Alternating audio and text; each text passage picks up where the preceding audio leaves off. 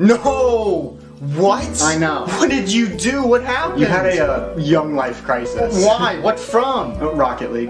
You know what? That makes sense. Just a bit, you're gonna look like this. But how is this possible? How's what possible? How do I look like this and you look like that? Oh, from a technical aspect. Oh, you just filmed those shots before and this after. But I made fun of you. Correct. So we planned for the haircut to look bad. Yes, absolutely. And then proceeded with it anyway. Yes, absolutely. What if I want to go back? That's not possible. Oh my God. Oh, thank God. No, you can't expect it to just stay stop on- talking. Oh, you got me kidding. Did we or did we not get the haircut? How about we restart the whole video, okay? And see if we can fix this. Okay, I'll go back out.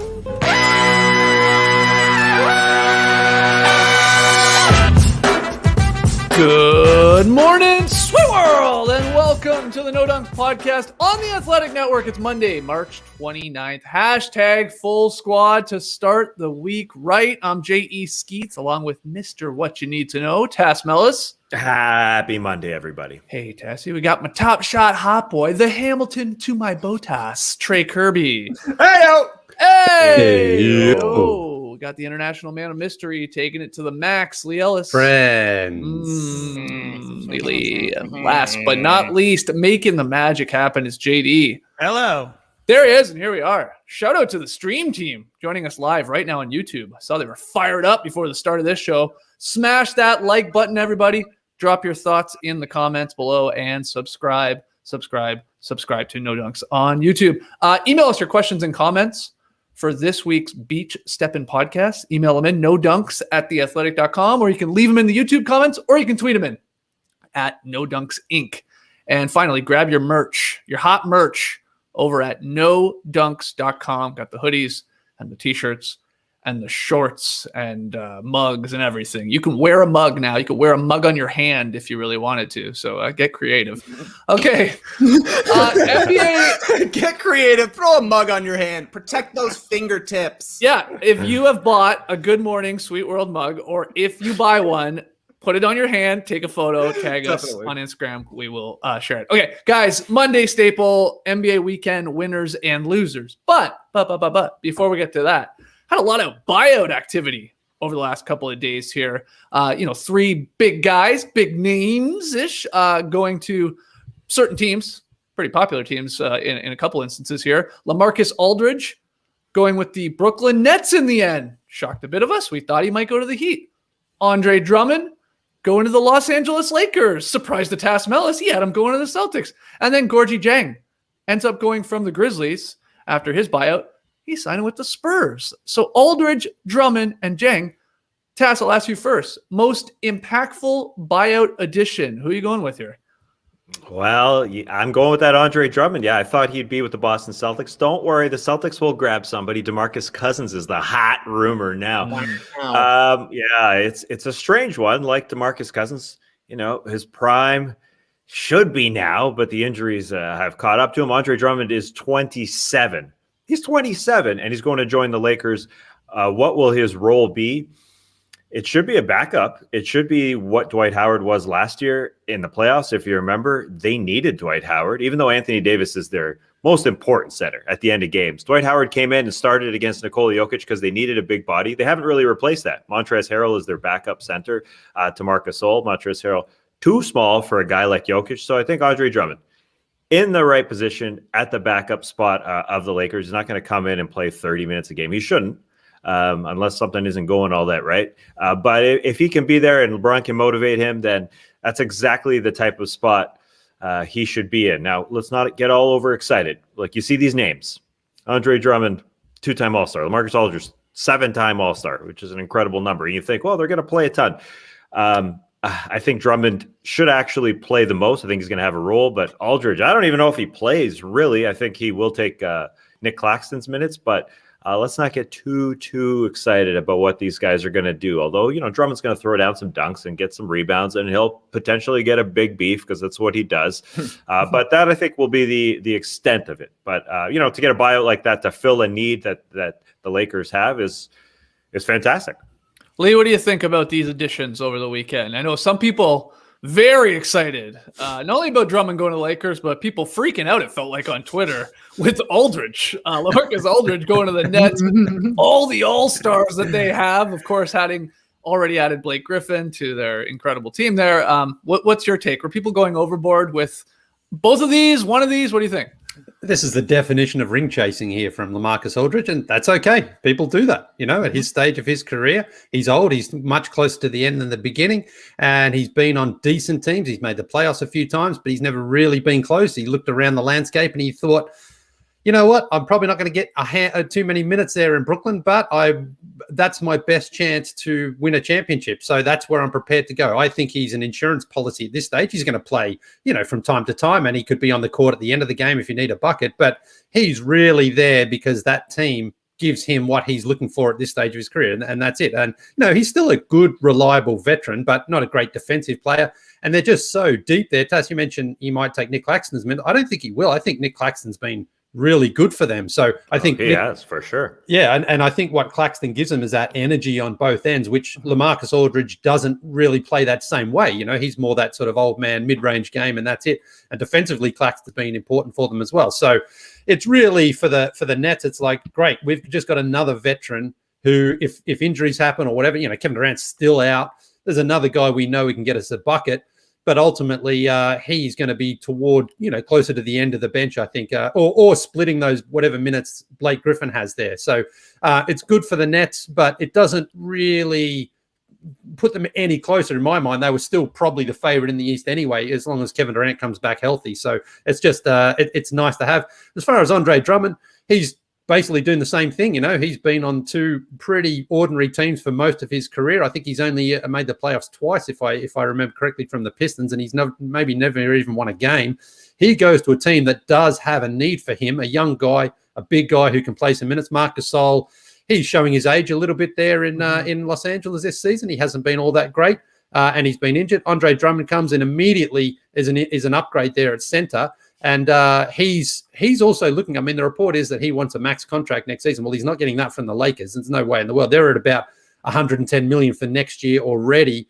So he's not, maybe not going to be a long-term option there unless he's prepared to take a huge, cut in salary. But for this season, Andre Drummond's like, I just want to be on a good team with some good players and can compete for a championship. And that's what he's done out in LA. I think if you compare that to the Celtics option, there's probably a few more minutes there for him in Boston, but I think he looks and he thinks the Celtics probably aren't going to go further than the second round at this stage. They're struggling a little bit. The Lakers, with LeBron, if he's healthy, assuming he's healthy, and Anthony Davis, conference finals, you're basically walking to the conference finals and maybe further. So I think it makes sense for Andre Drummond to go out there to try to put himself in a position as well where he can still show teams, hey, I am maybe worth that max contract next season because he's still young enough. But ultimately for him, for the remainder of this season, it's to see if he can win a championship and certainly just play on a team that's going to make the playoffs. Yeah, what do you think, Trey? Tass says that he sees Drummond maybe coming off the bench. I'm not so sure with the way Marc Gasol has actually played this year. I could see Drummond getting the start here,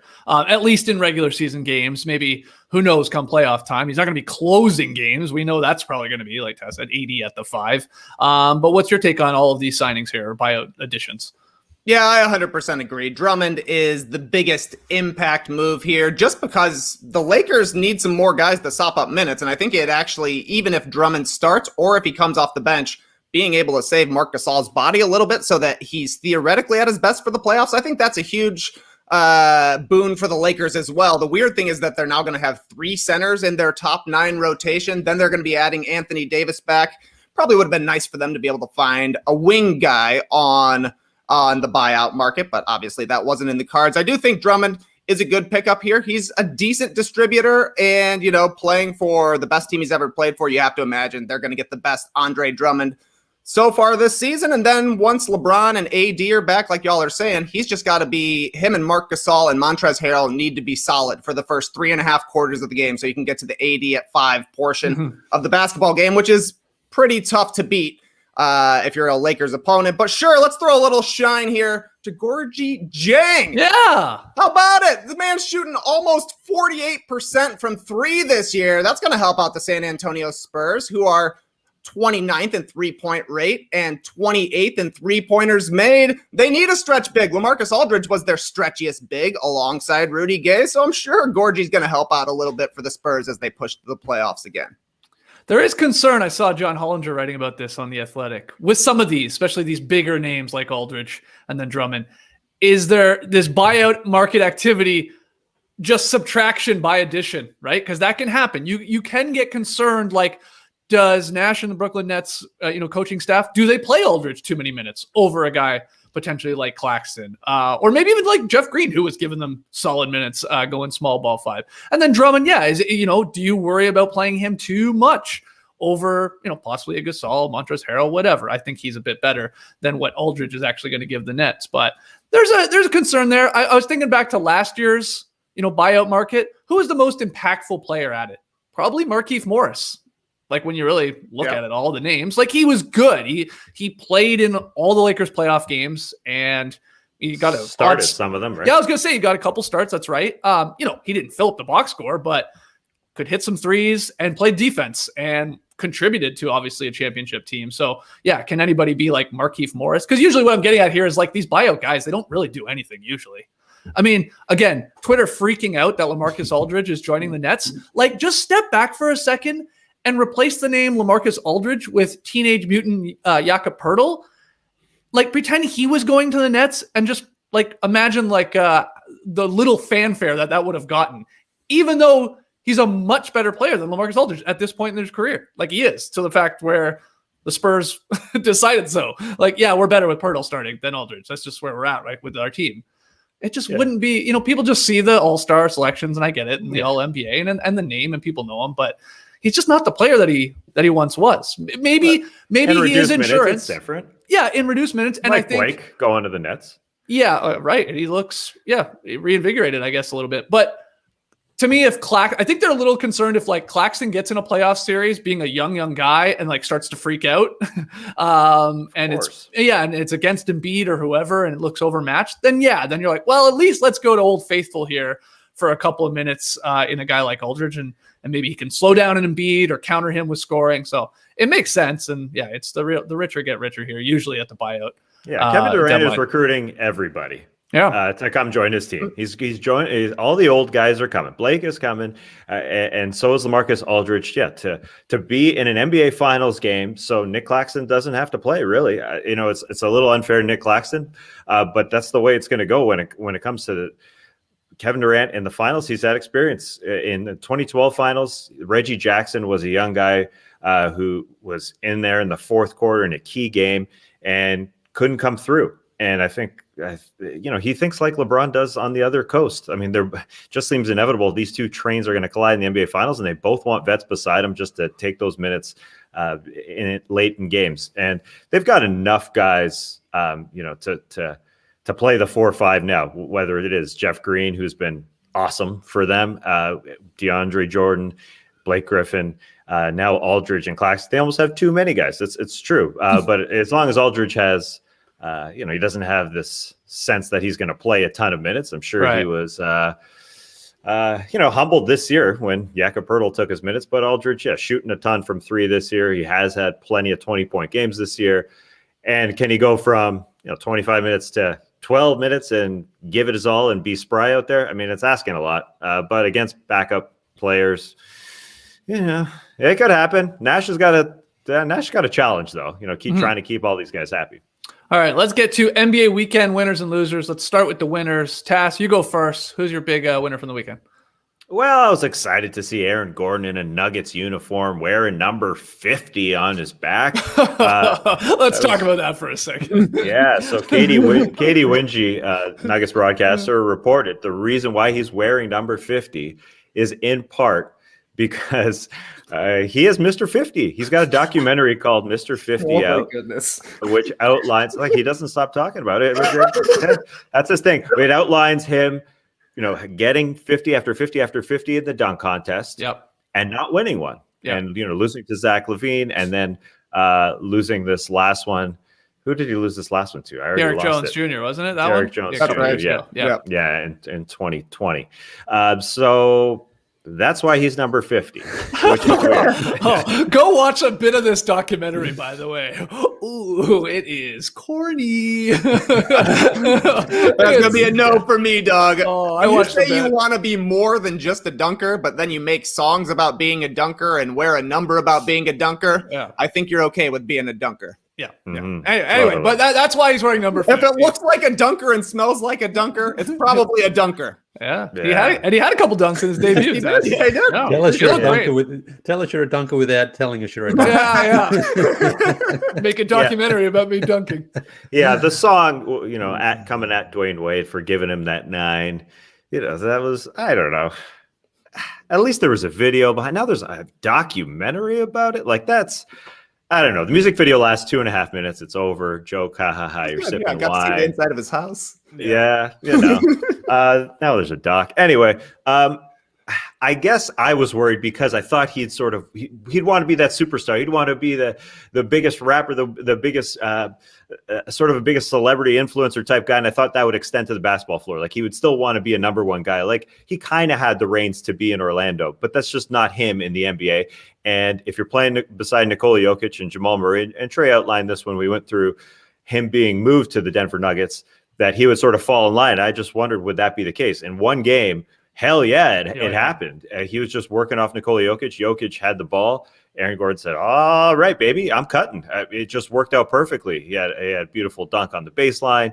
He had a few Aaron Gordon type moves where he, dribble, and took his shot. Some go in, some don't. But if he is in that Jeremy Grant role where the minutes are reduced, the dribbles are reduced, I guess not the minutes are reduced. The dribbles are reduced. The shots are reduced from 3-point land where he's just taking it upon himself. He can be great, and he's really good defensively. He's got that mindset, and so they were doing a fantastic job on both ends, getting him involved. So it's good to see Aaron Gordon in that role, and he's never played with a guy like Nikola Jokic. Not many people do, and he's never played with a guy who's just that good, who pulls that much of the defense towards him. And so that's a great move so far for the Denver Nuggets. It looked great, even though the number on his back looked a little strange. It looked a little strange seeing him in the 5-0. Yeah, Trey, what do you think of AG's Denver debut? It reminded me a little bit of like a guy a wide receiver playing like with the worst quarterback in the league to then going and playing with whoever, Tom Brady or Patrick Mahomes or whatever. And he's like, oh yeah, that guy is good. It's like takes two to tango. But that's like Jokic. I think like 3 of his assists were to Gordon. AG dunked a couple times off them and stuff like that. So it seems like I like that they threw him right in the starting lineup too. I did enjoy that. I think that's a smart move with him to play the role right away with Jokic and Jamal Murray and the rest of the crew. What do you think? You nailed it, Skeets. Everybody thought Randy Moss was washed up until he joined up with Tom Brady and set the record for receiving touchdowns in a season, catching those deep bombs, giving the Patriots exactly what they needed from him, just like Aaron Gordon gave the Nuggets exactly what they needed from him. Wow. Oh! Thank you, Skeets, for setting that one up. But you're exactly right. You were the Jokic to my Gordon because Jokic was hooking Gordon up in this game. The first dunk off of a back cut. They had a screen and roll where Jokic found him in the middle for another dunk. There was a cut that Gordon had from the wing to the lane. Jokic hits him. Gordon throws a pass over his head to Michael Porter Jr. in the corner for an open 3. That's 3 kind of like scavenger plays that they have an impact. And it really just brings another dimension to the Nuggets offense. And that's without talking about what Aaron Gordon is going to be able to give them defensively, bringing his versatility and athleticism to that end of the court. A perfect debut for Aaron Gordon. I mean, I guess he could have gone 9 for 9, made some 3-pointers. That's the only thing you would ask for. But if he's not going to take threes, if he's not going to make threes, at least get in the lane and get some dunks, get out in the open court and run as well. Lee, anything to add to Gordon's Denver debut? What do you think? No, it's just one game, but yeah, it looks like a pretty good move there for Denver because they shipped out a couple of players that weren't really playing for a guy who they want to have an impact immediately, and he did. He didn't do much outside of that apart from hitting a couple of baskets, but if he's smart, he'll do what you guys are saying there, just cut, and Jokic and Jamal Murray will find him because you can throw it up or down to him. It doesn't really matter. He can finish, so that's all he has to do is play smart basketball, and he will get a lot of minutes and a lot of baskets on that team. So far, so good for AG in Denver. Okay, next one. Trey, where are you going? Winner of the weekend. Winner of the weekend, Zion Williamson. What a weekend for Williamson. Career high 39 points in a loss Friday against the Nuggets. Zion went 16 of 19 from the field. The degree of difficulty on these shots, I think, is completely underrated. The little left, I mean, he's a lefty, obviously, but the lefty flips he's doing where it seems like he's far from the hoop and the angle just isn't there, but he's got such a soft touch. Makes it look so easy. He added 10 boards, 5 assists, a steal, and a couple of blocks on Friday, but Pelicans lost it in the fourth quarter. Brandon Ingram was getting double teamed. He was struggling a little bit. Zion, 10 in the quarter, but a little tentative at times, and the Pelicans missed a bunch of open shots. They went 2 of 9 from 3. Meanwhile, the Nuggets were balling. 11 points in the fourth quarter for Jokic. Denver gets the win. But that's why Saturday night, I think, was so impressive from Zion. Another 38 points, 13 of 20 shooting, weak, but 13 points and 3 assists in the fourth quarter. He scored or assisted on his team's final 14 points of the game. This was a clear example to me of game-to-game growth from Zion. The fourth quarter was incredible. He was making the easy pass when he was there. When the defense would trap him, he would stretch it out to open up other passes. He cooked wings. He cooked bigs. We know the guy is unguardable. He scored 77 points this weekend on 29 of 39 shooting, but as you can see, he's getting better at using the pressure he puts on the rim to create open shots for his team. He was getting open shots for the Pelicans on Friday. They were just missing a bunch of them.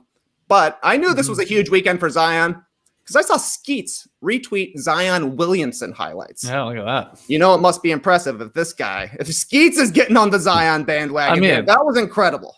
It's awesome to see him as a closer here. I like this. Like Stan Van Gundy, here we go. Everything through him. Just like Denver does with Jokic, go right through him every single time because no one's figured out a way to stop him, and he's getting better and better, like you said, Trey, especially with decision-making and stuff like that. Now it's just up to his guys that he creates these open shots for to knock them down, and they did that second game. So, yeah, my God, those numbers from the weekend are insane. He basically set his career high twice, right?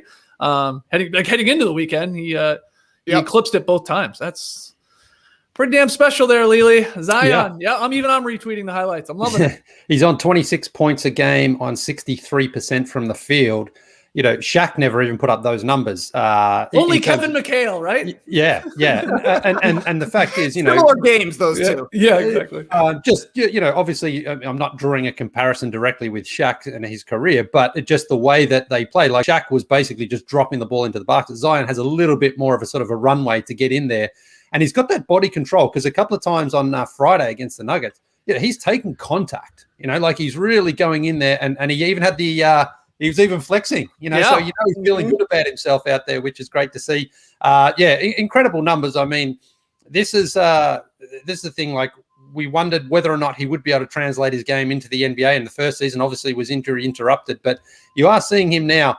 I think Trey has mentioned it really well there. A game by game growth from him. He's starting to understand. Like, he's looking at some defenders and he's like, I'm too quick, and even if this guy can keep up with me, they can't stop me. I'm just too strong and too powerful. So this is really exciting times for him and the New Orleans Pelicans. I just hope he can stay on the floor and stay healthy because it's incredible what he could achieve. I mean, I think you said it one time, Skeets, like how long until he's leading the league in scoring? Was that we were talking about it at one point? Yeah. I think it is just a matter of time. I think for a guy who doesn't have a 3-point arsenal to his game. Yeah, 1 for 3 over the weekend. 1 for 3, 33%. Yeah. Well, maybe you could, but just in terms of sooner or later, he's just going to get more and more trips to the free throw line. He doesn't shoot it all that well right now, but I think if he can work on that, I can see him getting 12, 14 free throw attempts a game simply because it's going to be almost like Hack a Shaq, where it seems like, all right, you're just going to have to foul this guy, put him at the line, see if he can get him there, because otherwise he scores too easily. Yeah, we were debating, can a guy like Zion with no 3-ball right now in his arsenal, lead the league in scoring in today's game where it feels like you got to average 32, 33, and can you get there? Can you get to those numbers without hitting, 1 or 2 3-pointers a game? I think it's tough, but you're right. You need a bunch of free throws. And it helps when you shoot basically 65% from the floor. Yeah, he's already at 8.5 free throw attempts a game, actually. That's a little more than I thought he had. But so I can easily see him getting up to double figures in the next couple of seasons and really puffing those numbers up. I'm getting excited, Tass, for the play-in tournament. I can't believe I'm saying this, but like, buddy. because like we're going to have like the teams that we're going to have in it, like especially when you just look at the West. Like, okay, it could be the Pelicans with Zion, could be the Kings with De'Aaron Fox, who we're going to get to in a second, could be Luka on the Mavs. Like it's we could have some. The Grizzlies could be one of those teams with John Morant. Like, man, some young superstars. Be pretty fun to see in like these March Madness like do or die games, I guess is what I'm getting at here. Pretty excited for it. Totally. And that's why people thought the bubble was sort of fixed for Zion to be in it because Zion Williamson, I say both his names, but he's already a one-name guy. Zion. It's pretty phenomenal. This is year 2 for him. He's already got that cachet. Zion is a household name. It's 4 letters, just like Shaq. This guy was a household name before he got in the NBA. Yeah. But he doesn't want to. Although we compare him to Shaq, he doesn't want to be compared to Shaq. He's said after the weekend, Rick Carlisle said it's Shaq-like what he's doing out there. Zion said, I'm Zion. I'm my own guy. And the difference between him and Shaq is that in today's game, we always ask, can Embiid really be a closer? Can a big really be a closer? Well, Zion isn't that kind of big. You give him the ball in the perimeter, and he'll find a way to score. He's a little more Giannis like that, but he's got a lot more touch and finesse on the inside than Giannis does. Yeah. And I know that sounds a little extreme to compare to an MVP, but Zion does have that touch. And in year 2, he's already become the closer. Throughout this season, Brandon Ingram has been more the closer, but since March 1st, in clutch time, those minutes where it's within 5 points at the end of a game, Zion, his usage rate is 33%. So a third of the possessions go through him and only a quarter of the possessions go through Brandon Ingram. It's really flipped the last couple months. Right. They're just giving it to him. See you later, BI. I mean, BI is so good. Brandon Ingram is so good at creating his own shot. But when you got a guy who's shooting over 60% in Zion Williamson, and he can start on the perimeter. It's not like you got to struggle to get him the ball. Just give it to him, set a pick. He's going to fly into the lane, take a bump, take 2 bumps, and then flick it in. He's one of a kind. He really is one of a kind. Giannis was one of a kind, but this is a little different one of a kind. Very, very cool. Yeah, we were like sitting here. I forget what game it was. Maybe it was like a month ago now. And there was a Pelicans game where they didn't. Remember, like Zion didn't touch the ball at all in like, I felt like, I think it was like 2 like key possessions. And we were like, what are you doing? Like, he's at least got to be involved in it. He does. I remember we were freaking out like, come on, SVG. But yeah, you're right. I feel like he's learned. It's like, everything sort of has to go through him. He's going to make the right decision. He's learning and learning here on the fly. Well, even on Friday night, the ball was going through him a lot on Friday night against the Nuggets, but when the ball wasn't, he was kind of just chilling and waiting for the ball to come to him. And that was the difference on Saturday, was rather than just standing on the other side hoping the team gets the ball to him with enough time to create something, he was just going and getting the ball. And you could see the difference. Incredible. Lee, winner of the weekend. Where are you going, mate? I'm going with my old mate, Greg Popovich. Became the 3rd coach ever to reach 1,300 victories for his career, all with the San Antonio Spurs. And he's just 36 away from being the all-time record holder for games victories as a coach. To overtake Lenny Wilkins, he needs 33, and then Don Nelson holds the record at 1335. He's only that far away. Wow. Yeah. How did you really realize that? He can't do it this year. There's not enough games. Even if they won out from here, he couldn't do it. But so he's going to have to come back next season. And I bring this up because I said after the bubble last year, I said, I wonder if Pops just retires. Now I'm thinking like, I think he's sticking around to get the record. I think you're looking close. You might as well. Exactly. I think he sort of looked and he thought, well, I'm this close. He's going to get the victories. It's just a matter of time. I may as well get that and go on and win it. He has got the most victories if you include playoffs. He's got more victories than anybody else, like even Phil Jackson. But obviously, we count regular season and playoffs differently. So he's third all time. In fact, he probably won't actually get the playoff victory. In fact, he almost certainly won't, because he's like 60 behind Phil Jackson. So I don't think there's enough time for Popovich to win playoff series. I don't think so. He's one victory behind Pat Riley for the playoffs. So could happen this year, maybe not. I'm not sure, but it'll be something to watch. Anyway, Pop. Exciting. All right. Great line from DeJounte Murray after this one. He said, "Shout out to Coach Pop. future Hall of Famer. Wow. Get this guy a podcast. Shout out to Coach Pop, future Hall of Famer from the player. I love it. Okay. So, yeah, so just a little one there for Pop. He's one of my favorite people in the NBA, and he's we don't really see any of that snark from him these days anymore. It's not quite there, but he's still fun. I remember he still gave me the business in Melbourne a couple of years ago, and it was great. It was great. We got to get a poll up. Who's got better hair right now, Lee Ellis? Yeah, Popovich. All right, Yeah. all right. Very. You can do it. You should dress up as Popovich for Halloween. Just dye your hair. You guys both got the long locks right now. I can't believe how long Pops are. All right. Well, I'm gonna do this. You're not supposed to let me do this, guys. But my winner of the weekend is the Sacramento Kings. They only played one game this weekend, but it was a doozy. Harrison Barnes hit a three-pointer at the buzzer after catching an inbounds pass from the opposite end. De'Aaron Fox throwing the Hail Mary, and they got the victory over the Cavs. They've won 4 straight now, matching their longest streak of the season. They are right behind the Warriors, I believe, in trying to get into that play-in tournament. De'Aaron Fox, though, man, this guy's on one right now. 20 of his 36 points in the fourth quarter in that win over the Cavs. And the Kings here are winning some games because they're playing a little bit of defense now. Big part of it is Bagley went out with the injury, and then Halliburton was inserted into the starting lineup. And again, it's just a better defense. I mean, it couldn't get much worse because it was like the worst of all time there early in the season. But it's helping them get some victories here. And De'Aaron Fox, I don't know if it's been announced yet. I'm not watching Twitter. He might win another Player of the Week. A perfect week for the Kings. He averaged 37 points per game, 64% shooting, 38 from 3, 5.5 assists, 3.5 boards, and 2 steals. And I think he had just won the one prior. So he is on one in March. He might win Player of the Month, for crying out loud. So yeah, I'm not supposed to talk about the Kings. I'm not supposed to get excited, but it is fun that they're in this little chase, Lily. And the way Fox is playing, I love.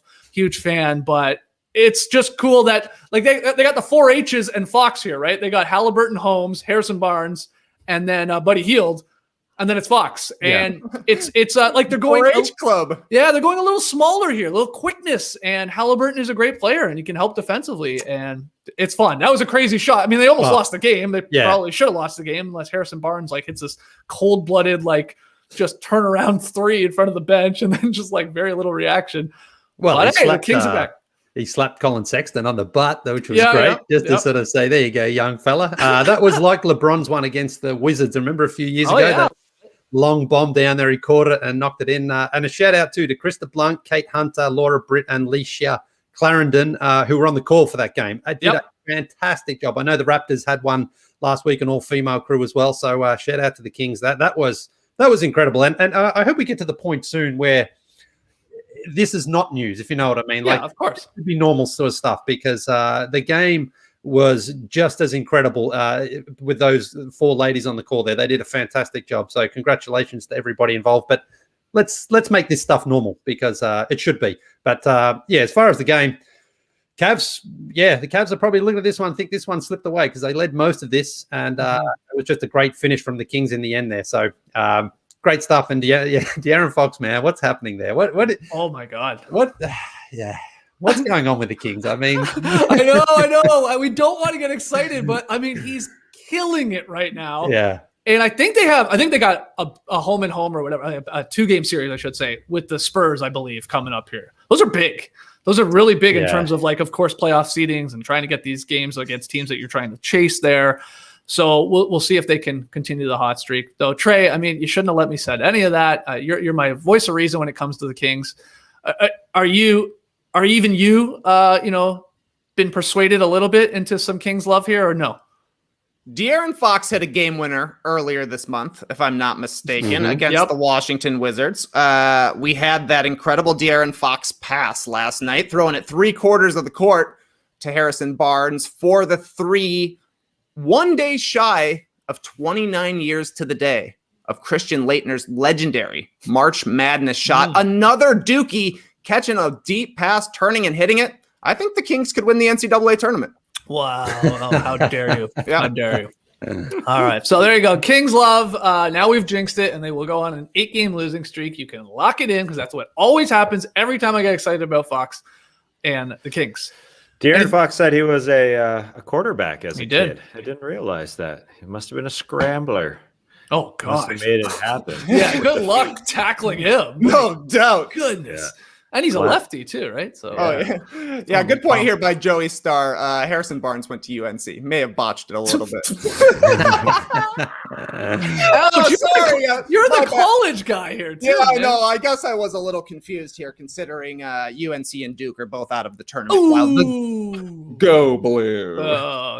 Big Blue win. Is that what happened there yesterday? Oh yeah, Elite Yep. Eight going up against UCLA. I don't know if you guys saw that game last night. That was a crazy one. Charles Barkley said it was the game of the tournament so far. I believe him. Oh, great. I saw, that was the game where someone who was Shortsgate. Arkansas hit a bomb, though, right, to put it into overtime. Is that Yeah, that game? yeah, I saw some that. crazy stuff. The ball went out of bounds and it hit somebody's shorts. Oh, wow. So they were talking shorts. Now everybody's saying you got to wear shorter shorts, so if the ball goes between your legs, it doesn't accidentally hit your fabric and go out of bounds. Smart. Crazy stuff. Crazy stuff. All right. Let's get to NBA weekend losers. Trey, why don't you start us off here? Where you want to go? I don't want to go anywhere, but I got to give a loser of the weekend to the Bulls. Oh, wow. Tough start for the Nikola Vucevic era in Chicago. Tough start. It started great, though, Skeetsy. First play of the game, Vooch gets a post up, a couple of dribbles to the inside, spins back for the righty hook. You've played ball with me a lot. That is my go-to move from that block. Next time down, couldn't get the ball into Vooch in the post. He moves over to the wing, eventually gets the ball, quick pass to Thomas Satoransky for three. I texted my dad immediately. I'm thinking this team is going to be the new Denver Nuggets, but we're flip-flopping things. Where, Zach LaVine, kind of a supercharged Jamal Murray, Nikola Vucevic, similar to Nikola Jokic, but not taking the lead as a playmaker. Then the rest of the game happened, and honestly, the Bulls looked a little bit too polite here, trying to make a bunch of difficult extra passes. The offense never got untracked. The defense wasn't being played. Eventually, the Spurs got up by 36 points, so I turned on Falcon and Winter Soldier and Drive to Survive. That being said, not changing my mind about the trade after a game. They had zero practice time. It really looked like it. I do think they can be Nuggets light, but unfortunately, I checked this. Even if you haven't had a chance to practice, the games still count, which is a bummer because the Bulls got to figure this out quickly. They've got 8 of their next 9 games on the road, and most of those are against playoff teams. So gelling is of the utmost importance here to figure out how you're going to incorporate a new high-usage player for a team that hasn't really had a second high-usage player for the entire season without the benefit of practice time. It's going to be pretty tough, but it got worse for the Bulls too. They lost, and a couple of the pieces they traded also balled out. Daniel Gafford made his first 6 shots as a Washington Wizard, scored 13 in the Wizards' win, and Luke Cornett hit 2 threes in a win for the Celtics, passing Arvydas Sabonis to move into 14th on the all-time 7-foot three-pointers list. It was a tough Saturday, no doubt, for your boy. Lee, you talked about the Bulls schedule when we were talking about the trade deadline. Like, you brought that point up that Trey just said. Like, they got to figure this out very quickly, like implementing Vooch here, because they're on the road and they're playing a lot of good teams. And a rough start, I guess. A rough start. I mean, the good news for the Bulls is right now they're 10th, 12 games back of Philadelphia, but they're only 4 games back of the Knicks in 4th. So there is, you can quite easily move up and down those standings with just a couple of victories. But yeah, the Bulls do need to figure it out fairly quickly, because if you do slip behind, then maybe it does become a little bit too much of a scramble later on. But the good news, I'll start here for Trey, is Vooch and Thomas Satoransky are in the running for a very solid play this week. Yes. It was a Yes. Wow. beautiful little pass in there. But the bad news is my Aussies continue to cook the Bulls. Patty Mills is averaging 15 a game against Chicago, and Joe Ingles, I think, had 17 in Chicago the other day. So every time the Bulls seem to get hammered, it's one of the Aussies doing it to you guys. So, And you beat Kendall Gill in a 3-point contest. Got our number. Exactly. So I'll send them a message and I'll say, guys, just go easy on the Bulls from now on, please. I mean, the Bulls are back. We want to get them back in the playoffs. I mean, I appreciate that. We've had such a history too with Chicago, with Anstey and Lukey Schenscher and Luke Longley. I mean, Is there anyone else? Did Nathan Jawai ever get a cup of coffee? God, I hope so. Nathan Jawai ever get a cup of coffee? God, I hope so. I don't think he ever made his way to Chicago, unfortunately. We're going to get a guard in Chicago, at least not a center. I just want a non-center from Australia on the Chicago Bulls because we just give them the bigs, the big redheads. Just the big redheads. Yeah. All right. Yeah. So sorry to hear that, Trey. That your Bulls are a loser of the weekend. You're an honest man, though. Yeah, one thing did bring me a little joy on Saturday, and that was Moses Brown, big man for the Oklahoma City Thunder. Went for 21 points and 23 rebounds against the Celtics. JD, roll that beautiful beef footage.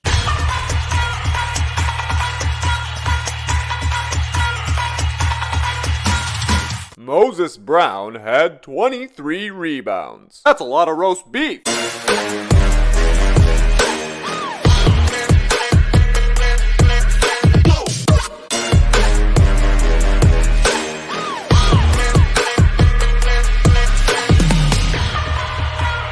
Sweet Moses, that's a biblical beef.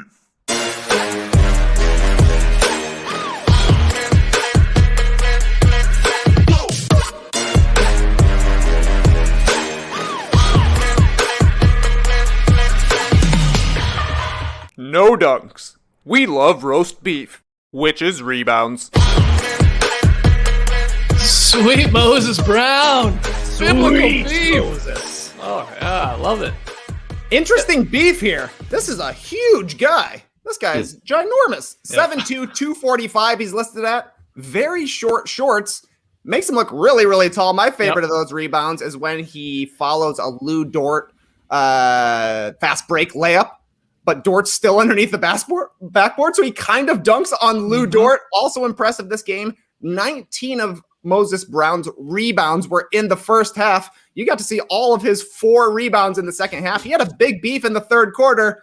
That being said, he's coming up pretty far behind the all-time greatest Moses rebounder. Moses Malone, of course, had a huge beef. 32 rebounds is Moses Malone's career high on boards. He did it more than once. So Moses Brown has some boarding to do. He's going to get up higher on the Moses rebounding chart. Well, that's okay. Didn't he just get himself a contract after that biblical beef? I think they just signed him, if I have that correctly, to a bit of a contract there. Nice little deal, I believe. Arby's did? Right. Slide him a couple of steaks. Yeah. No, the Oklahoma City Thunder actually signed him. But maybe Arby's will talk to him. I don't know. One of those rebounds looked like he just caught an air ball. Was that I would say like 3 of those were like air ball. He caught a few air balls. No doubt. Every guy who gets a 20 board beefer has at least an airball catcher too. Yeah. You got to get Trey includes it for sure. You got to get a couple cheapies in there. But all right. Congrats to him. Lee, where are you going for your loser of the weekend? Well, the Miami Heat have lost 6 straight. Only played 1 game over the weekend, but they lost to the Charlotte Hornets, and Malik Monk was incredible in this game. This one was a blowout. The Heat made it close, and then Terry Rozier, there was a play in the last minute where Eric Collins was like, you do not want to shoot this until there is 0 on the clock. And that was off an inbounds play. Terry Rozier grabs it with 14 seconds to go, turns, hits the 3. I'm actually going to do that. He was great. But really, for the Miami Heat, this 6-game losing streak, I thought before they went on this, I thought this is a chance for them to really solidify themselves as that number 4 spot. Now, they are only 2 games back of the Knicks, as I just mentioned, in 4th right now, so they can still make it back. But for the most part, their guys are playing. Dragic has been out a little bit, but they've been playing just so badly, conceding a lot of points, which is not a Miami Heat thing to do. And also, they are a loser because it looked like LaMarcus Aldridge was going to sign there. And I just wonder if they had won a couple of these games, if LaMarcus is like, this is a team that, we know they are tough in the playoffs. There's definitely a positional need for him. They could use him out there. But I wonder if he thought, actually, you know what? Maybe they're not so good. I'm going to the Nets. Maybe not. I don't know if that has had a direct impact or not. But a double loser for them because they missed out on a guy that they really could use right now, and they're on a bit of a losing streak. So I think they turn it around. I just have too much faith in that Heat culture. There we go. To get it back on track. But a very surprising 6-game losing streak here for Miami. Did not see that coming because mainly Jimmy and Bam, as long as those guys are out there, they're pretty tough to beat. But they were down 28 points here to the Charlotte Hornets on Friday night, obviously without LaMelo Ball. got back into it, but really we're out of this one early. Malik Monk had 24 points in the first half, and just go and watch his shots and listen to Eric Collins. He's just so much fun, because he's just catching and firing away too. A lot of those were heat check shots, but they were going in, so it was great to have Eric on the call. Yeah, the Hornets almost pulled it off against the Suns there too on Sunday. The Suns got the victory, but they hit some huge shots. The Suns were like just throwing the ball away a couple of possessions late. And Eric Collins, there was a beauty where Gordon Hayward, after the Suns threw it away, Hayward like tipped it ahead to Devontae Graham, who hit the 3 in transition, and Eric Collins was going bonkers. But Suns got the victory in the end. Are you worried at all about the Miami Heat task? They're a weird team. I can't even decide, like, has Bam Adebayo had a good year this year? Like, his numbers are there. They're impressive, but it's like he hasn't, like, I feel like we haven't talked about him a lot. I know he was injured and he was out, but like he hasn't like really impressed all that much. They're just a strange squad to me. They're like the Celtics, I guess, in a weird way. A lot of injuries. So there's some excuses there. And yeah, a couple games back and forth. So they're in the Eastern Conference. All good, right? I mean, they could easily be the 4th place team in the Eastern Conference very soon. And they have all the parts to do so. So I'm not worried. But you better hurry up then and get up to 4th and 5th, or otherwise you're losing in the first round. I mean, right? That's probably what's going to happen, unless the Heat like draw the Bucks somehow in a 1-8, 2-7, and then they feel, or I guess maybe the Sixers they feel they could beat too. I'm just not so sure. Yeah, they don't look good, but at the end of the day, this would be the exact spot people expected them to be, right? In the 4 or 5 spot in the Eastern Conference, if that's where they end up. Right.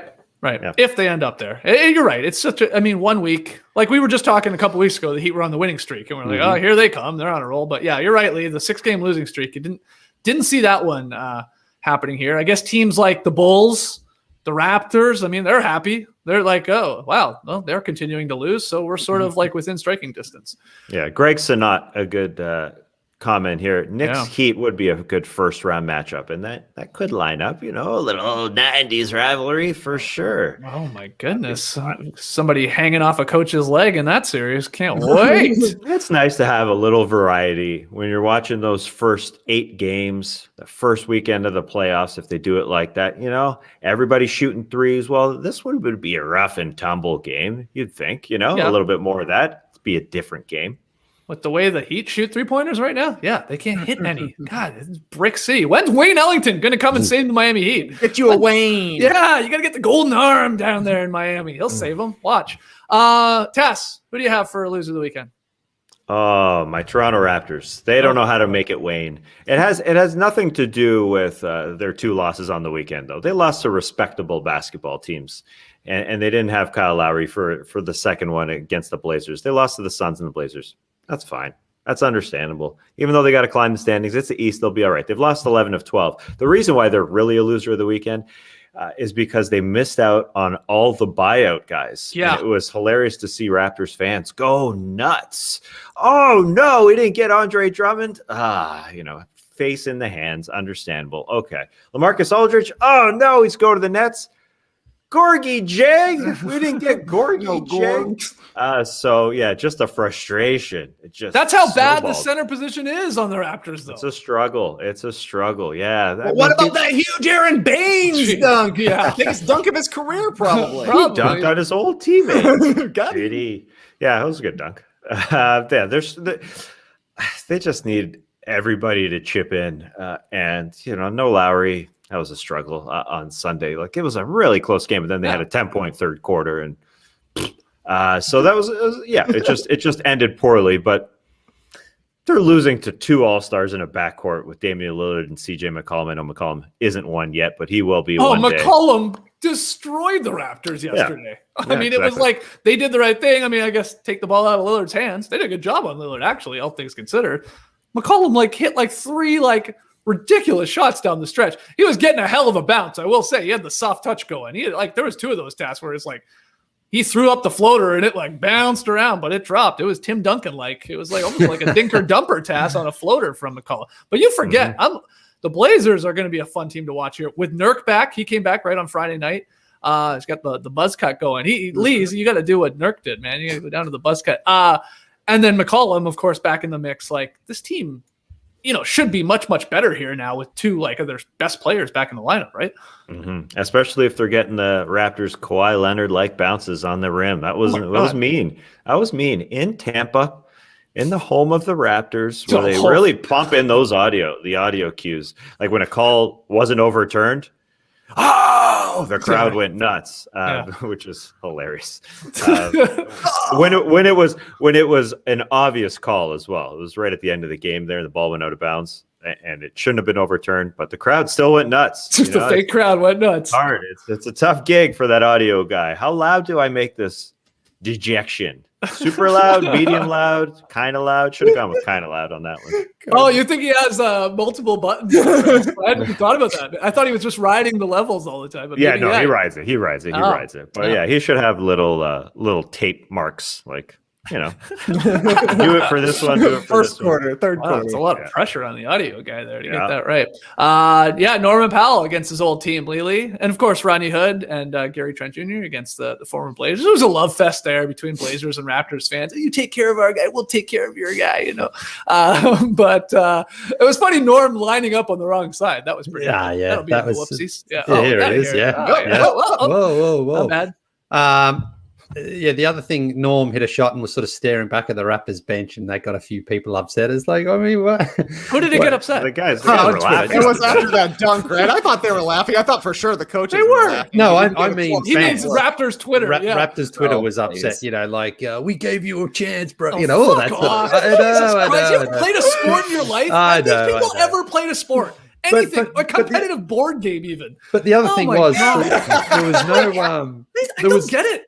I know. Sorry. There was no hostility in Norm's departure. So it's like, of course you're going to talk a little trash. You want that win. You want to be like, yeah, you traded me away, and all that sort of stuff. It's all fun. It's all good natured stuff. Like there was no I gotta show this team what they gave up or anything like that. It was just like, a coincidence in the schedule that they met so quickly after the trade, and Norm's just like, oh well. Yeah, this is. I'd rather be here. I'm glad I'm in this team. We're going to the playoffs, so it's just fun stuff. People just can't enjoy themselves at all anymore. It's crazy, crazy. Couple of nice. Go on. Go ahead. No, I would never mind. I was just going to keep going on my rant. Like I was playing pickup ball versus my 6-year-old godson this weekend, and I'm talking trash. It's sport. It's fun. Like obviously jokingly, and he's giving it back. It's hilarious. I also blew my shoe out like Zion Williamson. I meant to say that earlier. Yeah, I left my running shoes outside for like months on the porch, and I think they got weathered somehow. And then I finally went for a run yesterday over to his house to play pickup ball, and then while I was playing, boom! Like I just ripped through the whole side of my shoe like Zion did there. Well, I didn't do the splits, fortunately, but yeah. I saw all of his fans on Twitter were very upset that you were staring him down. So you might want to smooth things over. But there were a couple of nice things this weekend for the Raptors. Number one, 1,000 career games for Matt Devlin. Yes. They're going to hang a banner for him someday? Perhaps. Yeah. Obviously not this year, even though they've done a good job of making it look like Scotiabank Arena there in Tampa. They got Canadian Tire tarps up. I was like, what? Who's getting a Canadian Tire deal that's watching this? I guess there are some people out there. The other thing I liked was seeing Gary Trent wearing number 33, the same number that Gary Trent Sr. wore when he was a Raptor. And Gary Trent Jr. did it with no bullying from fans, which is different than when Larry Nance Jr. was traded to the Cleveland Cavaliers. Remember, his dad was also a Cleveland Cavalier. The number was retired. Larry Nance Jr. shows up. He says, I'm wearing number 24. I don't need to wear number 22. That's my dad's number. And everybody said, hey, man, put on number 22. You should be wearing your dad's number. He switched to it, and he's been wearing it ever since. Didn't have to even go through the drama of that with Gary Trent. Right. All right. Well, let's wrap this up here. I still have to go. My loser of the weekend. I'll make it quick. It's the Chevy Trax of the NBA. It's PJ Washington. He's getting a loser of the weekend because he did something pretty damn incredible, actually, on in Sunday's game against the Suns. 44 minutes of action, PJ Washington played. All right, that's important. He had 0 points, 0 for 7 from the floor, 0 for 4 from distance, 0 for 2 at the line. And according to StatMuse, that's the most scoreless minutes by a player with at least one free throw attempt since 1983. 44 minutes, Lily, and the Chevy Trax, my man, PJ Washington, coming through with the offer. That's just tough to do, and almost I almost want to applaud it in a weird way. I almost feel bad giving him a loser of the weekend, but that's just incredible. A career 77%, season 77% on the free throw line as well. He had 2 there. You couldn't even make one of those. I mean, that's tough. But listen, I mean, you're making history, so you get remembered for that, I guess. Sure. Would you rather? I mean, would you? Yeah, no. I think I know the answer. I think I know the answer to this. You'd rather have one of those games where you have like 20 points and like zero other statistic. Yeah. Because he had does about 12 rebounds, something like that. And other numbers. He just had a bad shooting game. But yeah, I think you'd rather just be like, I had the most points ever with no other stat. Because it's like, well, at least you're doing the main thing, the most important thing. Right. The club trillion sort of thing there. Yeah. I think you'd rather do that. You're right. I did have a question, though. Tass, I know you brought it up on what you need to know today. I'll ask the other guys here first.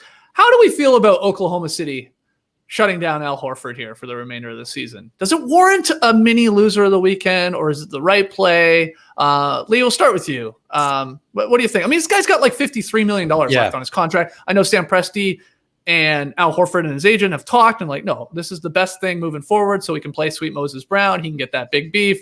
But it is a little strange, is it not? Is it just because it's Al Horford and it's OKC, no one's going to care? I think sort of Tass was alluding to that on what you need to know. But what do you think? Well, I'm just surprised because obviously the Thunder aren't really going anywhere this season. So if he's not even going to be around the team, I think that hurts someone like Moses Brown. He could learn from a veteran like Al Horford. Well, I guess he is going to be around the team. Is he? Well, he's going to be like he's going to be around the training facility and stuff. Yeah, he's just not going to play. I mean, like, well, I guess they don't want him to get injured, and then can't train him. Okay, we'll release him then. Come to some sort of buyout agreement. It seems a bit weird to just shut him down on a team that's going nowhere. You traded for him. I understand that veterans want to move on and stuff, but I mean, if Al Horford wants to go to a playoff team because he's still eligible, then waive him, let him go. And if you have to pay him $53 million, I'm sure you won't. I'm sure Al will give you back $5-10 million.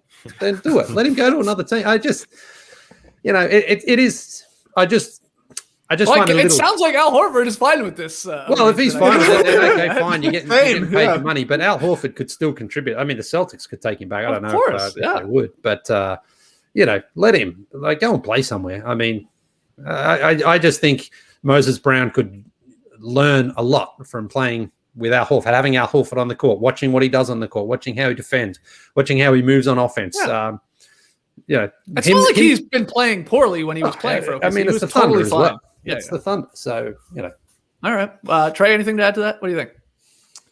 Well, I think Al Horford should be playing since he's under contract and has a huge deal. And like Lee's saying, he would be valuable, I think, to the Thunder as a veteran mentor. Obviously, you're going to still get some of that on the bench. It's a little different, though, when he's out there seeing what Moses Brown is seeing and saying, you need to be here when such and such happens.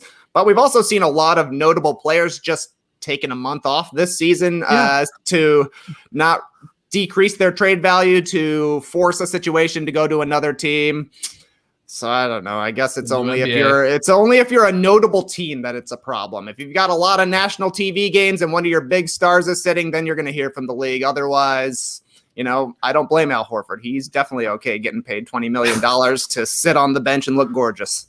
Yeah, those beautiful eyes. $10 million each eye there. Not bad. Yeah. Anything to add, Tass, before we wrap this up? Yeah, Big Al is OKC with that, and he should be. I guess he knew coming into the season. Scenario. He had the conversation with Sam Presti. Trevor Ariza was in the same boat at the beginning of the season. He didn't play the whole year. Got traded. Big Al wish that was him. But watching OKC play, I just love watching Moses Brown. He's one guy that I watch basketball and I say, "Wow, that guy is tall." That doesn't happen in basketball games. You say that in everyday life. Whoa, that man is tall because they stand out. But in basketball games, that doesn't really stand out. But Moses Brown is awesome to watch. And Al, I think he is still helping him out. And all the vets there, they all knew that they were going to go. George Hill, happy that he got traded as well. It is different. It's definitely if it is different than a big market situation for sure. The difference with Anthony Davis when he sat out with New Orleans is he made a public trade request, and it was a whole big public thing. Big Al would never make a trade request, but they're just hoping that next year that somebody wants him. That somebody wants his year and year and a half left because it's partially guaranteed for the next year. But there's just too much bucks to get traded this year. It's just too much money. Yeah, after the season, Horford still has 2 years, $53 million on his deal. What a contract. But this is also just OKC completely leaning into the tank, right? I mean, they're just like, they already told Shea to rest. I mean, he's got plantar fasciitis. Okay, that is a real injury, but it also is an injury that you can just say, I'm a foot sore.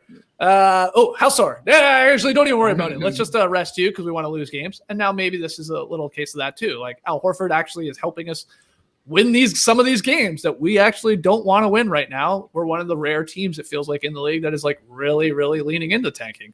So there's that as well. So let's hear from you guys in the stream team. Are you cool with what OKC and Sexy Al's doing over there? Okay, let's take a break and hear from some new sponsors, actually, Lily. Yeah, I've got some fresh ad reads here. So I fired up the Big Green Egg over the weekend, tried my hand at homemade pizzas. Yeah. For the first time. Wasn't a disaster. Certainly wasn't perfect either, I wouldn't say. They tasted okay, little dry, little crusty on the edges. Okay. But the biggest problem for me was that it just took too long. From the time I said to my kids, hey, guys, you want homemade pizzas on the egg tonight? They expect them 5 minutes later. Right. 2.5 hours later, Dad's still working on the bases. 2.5 hours later, Dad's still working on his espresso, and then he'll get to the pizza. Yeah, well, the pizza bases is the hardest part. The sauce is not too bad, but it's the bases, getting them, strong enough that they can hold the sauce and stuff, but also crispy and crusty enough that they're not too dry. By bases, you mean crusts, right? I mean, dough. Yeah, I mean, because I've been watching all these YouTube videos. Bases. I've been looking at all these YouTube videos, and they make it so easy, and the edges are just so perfect. And I'm like, okay, I can do that. But it takes a bit of it. When a chef's been doing it for 25 years, he should be better than me, who's just given it a crack for the first time. Right. But what I should have done for my kids is gone with Freshly instead. But they stayed hungry because I Mrs. Doubtfired the Freshly meals we got sent as a sample last week already. Because a couple of nights last week I said, guys, you want some little steak peppercorn or some sausage baked penne or some zingy buffalo for chicken? And they're like, who's this guy? And I said, don't worry, guys. Because they know usually I'm like, all right, guys, you can help in the kitchen. They see me get out the ingredients. But this time I was like, just go watch TV, all right? Less than 3 minutes later, bang.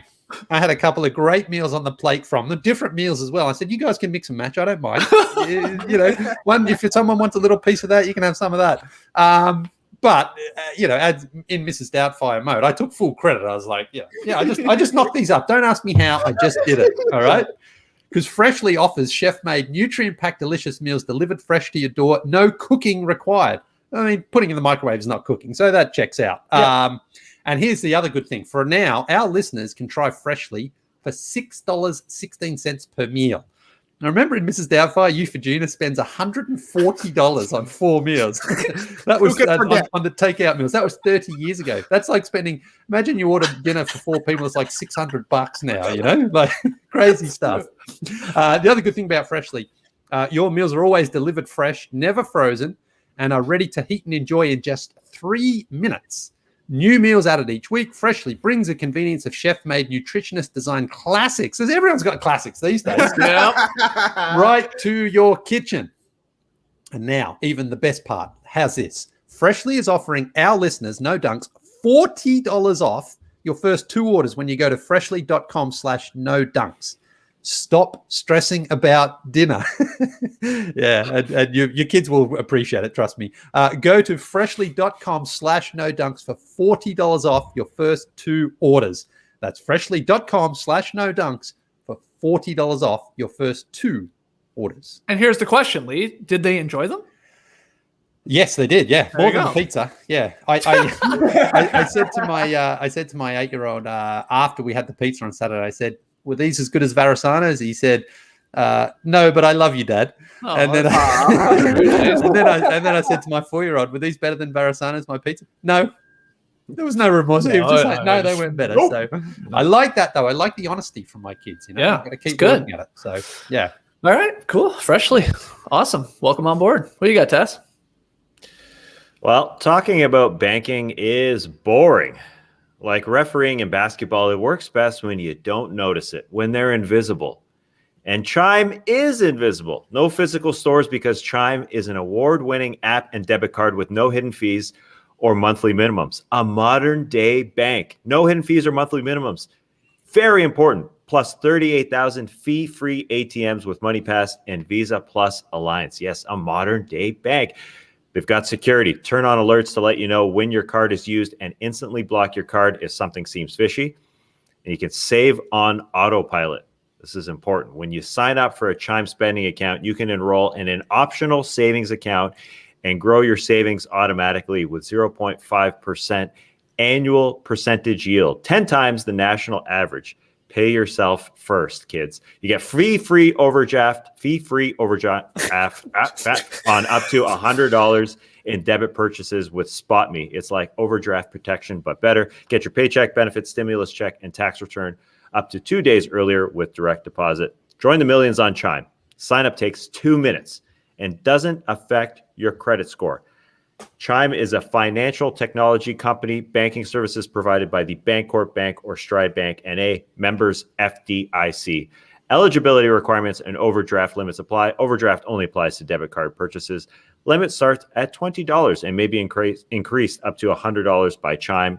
Early direct deposit depends on the payer. Out-of-network cash withdrawal fees apply. Third-party and cash deposit fees may apply. Go to chime.com/no-dunks for details. Chime, as seen on the Mavericks uniforms. Mm. Yeah. Never knew what that was. Now I do. Nice. Great stuff. Let's get to tweet of the night. Tweet of the night. Wow. Twitter.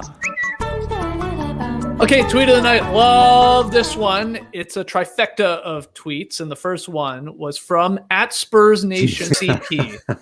And they tweeted with this great photo. Spurs Nation, let's all wish Lonnie Walker IV a speedy recovery. You see the clutch points graphic there. Very, very dramatic looking. Rest up, Lonnie. You know, he's got a injured wrist. Well, Lonnie Walker saw it, and he retweeted it with all this for a wrist? A couple laughing emojis there. I almost said, rest in peace, my damn self. It was a great point. It seems so overly dramatic. And then I died in the comment section of that tweet @SethTheSportsman with the tombstone pick. Lonnie Walker from March 28th to April 4th hurt his wrist. He's okay, guys. He's not dying on us. It's just a bit of an injured wrist there for Lonnie Walker IV, but great stuff there from especially Lonnie Walker, giving that the attention and saying, man, I almost said RIP to my damn self. You almost got him. All right.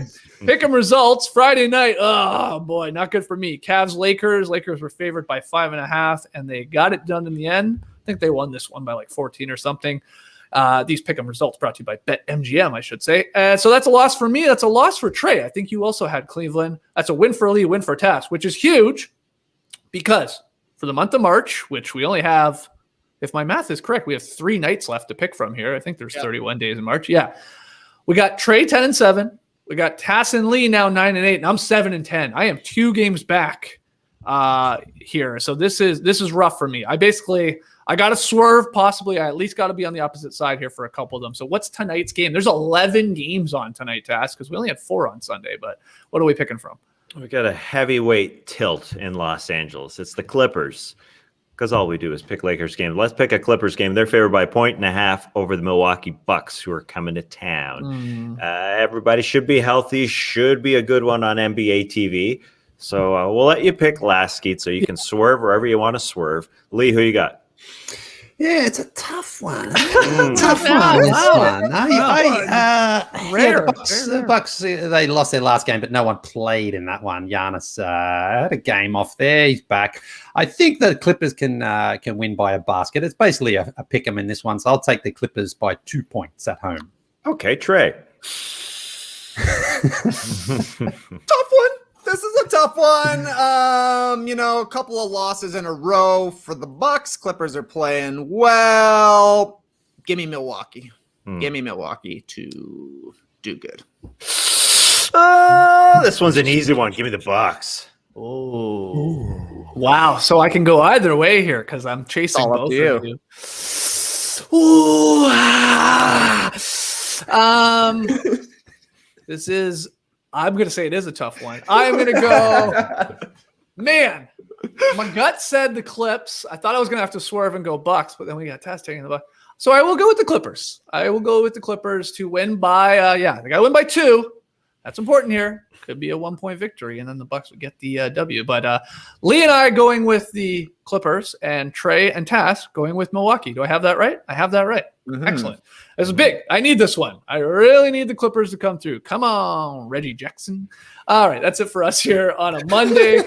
Thank you so much for joining us. Really appreciate the stream teamers for chiming in on the comments there. Like, comment, subscribe to No Dunks on YouTube. Do what you got to do. Help us out. Defeat the algorithm. Let's get us up to 50K by, who knows? It takes a while to get there. Yeah. Oh, geez. Let's get to 40K first. Email us your NBA questions and comments for this week's Beach Steppin' podcast. We'll be hitting the beach once again on Wednesday, so email them in, nodunks@theathletic.com. Grab your No Dunks merch over at nodunks.com and subscribe to The Athletic. Go to theathletic.com/nodunks for just $1 a month. theathletic.com/nodunks so they know we sent you. And if you're in Canada, you can still get this sweet deal. Go to theathletic.com/nodunkscanada for $1 a month Canadian. Fantastic stuff. We got a huge busy week once again here. There'll be a Top Shot Hot Boys coming up later in the week. We, of course, have Whoopsies, and we got very solid plays, and we got the Beach Steppin', like I said, and Happy Hour should be in play on Thursday. So everybody stock up on energy, and Clipper Bros, take us home. You heard it here first. Have a great time. Turn up. Love you guys. Awesome. Thanks for joining us. And let me give those Clipper bros the injury report for the Clippers game tonight. Rajon Rondo, out, groin. Okay. Patrick Beverley, out, knee. Serge Ibaka, out, back. And Jay Scrubb, out, foot. What a name. It's time for Terrence Mann. I'm a man tonight. Oh, wow. All right. Embrace the day, people.